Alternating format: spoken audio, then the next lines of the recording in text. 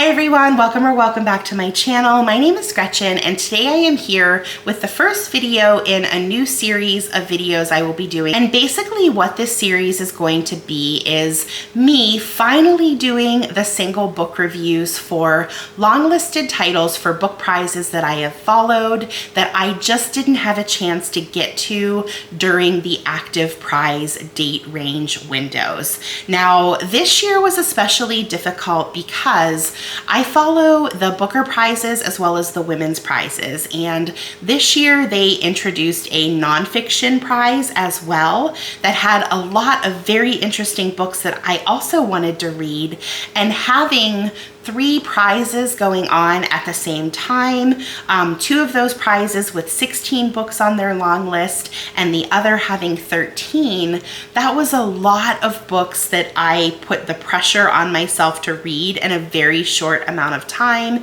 and it got to the point where it just wasn't fun to follow the prize, and I want to make sure that I am enjoying myself with my reading, and all of those long-listed titles are still books that I want to read and I want to eventually get to, and I also want to eventually review them in the context of it being long-listed for that specific prize. So I figured that this would be a really fun way for me to still read the books that I want to read and still get those reviews out to you, because I know a lot of you still like to follow those book prizes as well, even outside of the date ranges too. So this is going to be a series that you will see periodically as I get those books completed. And just to let you know, some of the books I have actually, that I didn't get official videos out during the active prize window, some of them I've actually already read. I just haven't had a chance to get the video filmed and edited, but some of them are books I haven't had a chance to start yet. Some of them were pretty difficult for me to get my hands on. One of the International Booker books I had to order directly from the publisher. It wasn't a book that I could get at any of the bookstores that would deliver to the States, and I literally just got it a week or so ago. So there are going to be instances where those things happen with the book prizes, but I still want to do these books justice and get the reviews out, and this is just a way for me to do that. And just a taste of some of the book reviews that you will still eventually see. Here's a list of some of the books that are on my pile of shame that I didn't get to from this year's prizes, and you'll see those periodically pop up every now and then.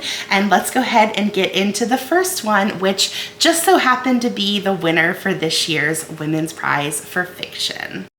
Today I'm here to talk about Brotherless Night by V.V. Ganeshananthan. Now, for those of you that don't know, this book recently won the Women's Prize for Fiction and the Carol Shields Prize for 2024. So this book has been getting a lot of attention, a lot of buzz, and it is deservedly so. I thought that this book was fantastic, and it is very likely going to end up on my best books of 2024 at the end of the year. So excited to talk about this one today. Now, the first thing I will say about this book and why I think I enjoyed it so much is it's a piece of historical fiction, and I don't always get along with historical fiction. I kind of have a love-hate relationship with it. And to me, what makes a piece of historical fiction great is when I can enjoy the story within the confines of the fictional book, but when the author of that fictional book can plant a seed for me to want to go and seek out additional knowledge about the events, the real life events on my own, and that is exactly what this book did for me. I was so engrossed with the story, and there were so many things that were happening in it and so many pieces of information the author was providing to us that it really interested interested me and it compelled me to go seek out additional information. So by the time I was done with the book, not only had I consumed the knowledge within the piece of fiction, I had also learned more about our world history in general. And anytime a book can do that, I enjoy it. And if a book can actually give you more knowledge at the end of it than you started with, and also leave you with something that is going to stick with you for a while, I think that that is a powerful thing, and I absolutely adore when books can do that. And that is exactly what this book did for me. Now, this book takes place through the duration of the Sri Lankan Civil War, and I will be honest and say that going into this novel, I had very limited and elementary knowledge of what happened in the Sri Lankan Civil War. I knew that the Sri Lankan Civil War had happened, and I knew about the militant group, the Tamil Tigers, and basically them wanting to establish an independent free state within Sri Lanka because they felt that they were being suppressed by the Sri Lankan government. And sadly, that is the only thing I knew about it. However, after completing the book and also seeking out additional information on my own, I can happily say that I am definitely more informed coming out of that book than I was going into it. Now, this book follows our main character, and her name is Sashi, and the book actually starts a little bit before the start of the war, the actual start of it, and we meet Sashi when she's 16 years old, and Sashi dreams of becoming a doctor, and she dedicates her life to those studies. And we also meet her brothers, we meet her parents, and we meet one of her friends who's also a friend of her brothers that goes by the name of Kay. And we meet them prior to the start of the war. And I think that this is really important because it gives us an opportunity as the reader to see Sashi in her own environment, and we see her living her normal day-to-day life outside of the chaos and conflict that come with a war. And we really learn about her relationships with her parents, her brothers, and her friend. And we learn about how important family is to her and how important tradition is. We learn about the bonds that she has with each of her brothers and about the special friendship that she has with Kay. And by taking the time to show the reader that, instead of just jumping into them in the midst of the war, really makes this story all the more poignant because we know how much she cares about these people in her life. And as war takes over and impacts each of them in their own way, it just makes for a really emotional story. So then we fast forward to when the war has actually started, and we learn that Sashi's brothers are involved with the Tamil Tigers as well as Kay. And Kay has actually become kind of a figurehead in the movement, and he has dedicated his life to the Tamil Tiger cause. And this is really a struggle for Sashi to handle because she sees the horrific things that are happening around her, and she really worries for her brother and her friends. Now, moving forward again, and this is not a spoiler, this is in the synopsis, but Kay approaches Sashi about working in a field hospital set up by the Tigers or for the Tigers. Now, at the time that Sashi agrees to do this, she is also in medical school. So we have Sashi that's kind of burning the candle at both ends. On a daily basis, she is trying to make something of her life and get ahead in the world by focusing on her career and her education, but she is also moonlighting at this hospital, and she is seeing all of these tragic and horrific acts of violence every day, and she is in the midst of all of that chaos that this war is bringing to her home in her area. And as a reader, it's really tough to see this happening to Sashi because she really starts to question everything as she's seeing this. And I think one of the things that really stood out for me in the part of the book where she was working in that field hospital is,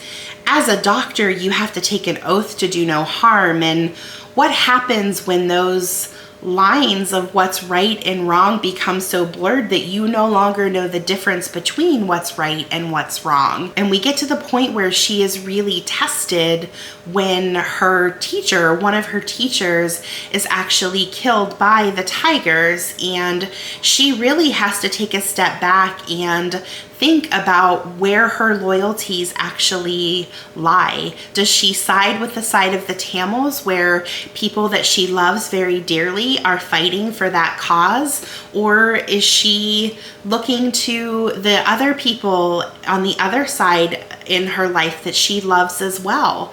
And she is really confused. And I think that this book just does an amazing job of portraying that dichotomy and what it is really like to have to sit back and make those tough decisions about what you truly believe as a person without being influenced by other people in their lives, and not just following along with what your family or your friends are telling you, and to truly stand up for what you at your core believe without the influence of others. And it was such an emotional read. There was one scene in particular that I don't think I will ever forget. It had me crying like a baby, and I cried periodically throughout the rest of the day as I thought about it. It was such an emotional scene.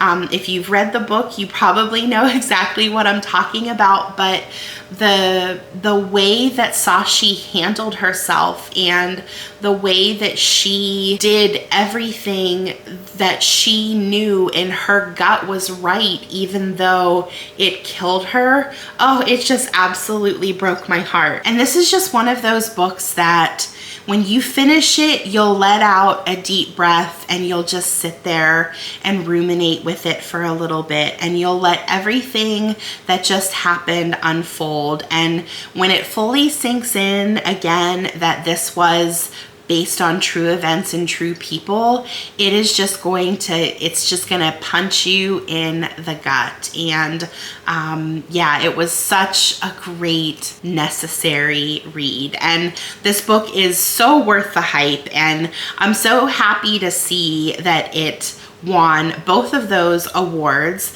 the Carol Shields and the Women's Prize for Fiction. It is so well deserved. And I'll also say that after seeing the author's speech when she accepted the award for the Women's Prize, I'm an even bigger fan of hers. She was super gracious and personable, and she was really funny too. She's just so likable, and I'm so glad that we have authors out there that are willing to dedicate so much of their time to telling us these important stories. One of the things she said, I can't remember, it's because it's been a little over a month since The Winner came out, but I think she said that this book took her over 10 years maybe, or even longer to write. So she definitely invested a lot of time and a lot of effort into getting this book out to the masses. And as a reader, I'm so thankful that we have authors that are willing to put that time into these books. There are so many authors that are pumping out books every 3 months, every 6 months, and you know, they're on the surface stories, and they're good for what they're trying to do. But to have these authors that are dedicated to their craft and telling important stories like this. I'm just so thankful that we live in a time where we have access to all of these great books. And yeah, I simply cannot recommend this book enough. I gave it 5 stars, obviously, if I haven't said that already. I'm definitely foreseeing this book being on my best of list at the end of the year. And we are actually, so today is July 22nd. We're just over a week away from the Booker Prize long list being announced. And I know there are so many good books out there right now, but the one good thing that the Booker always delivers is a couple books that none of us have ever heard of. And the fact that I didn't know about this book going into the Women's Prize, and this book ended up being one of my favorites of the year, I am so looking forward to seeing what the Booker has to offer. And yeah, I'm really excited. And until we read again, bye.